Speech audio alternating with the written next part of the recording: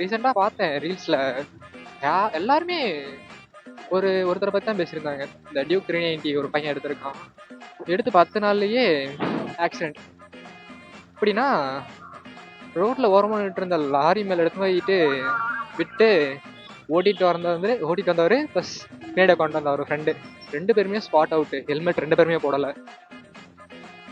IRCC வச்சிருக்கீங்க, power control பண்ண முடியுதா இல்லையோ, ஹெல்மெட் மஸ்ட் போட்டிருக்கலாம்ல, உசுராச்சு காப்பாத்திருக்கலாம். இதுக்கு தான் மஸ்ட் எல்லாரும் ஹெல்மெட் யூஸ் பண்ணுங்க சொல்றாரு.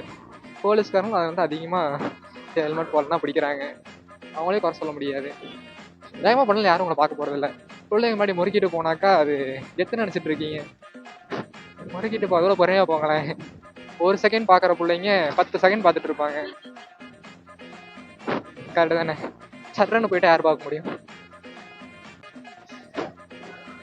சொல்ல பார்த்து வரையும் ஓட்டுங்க.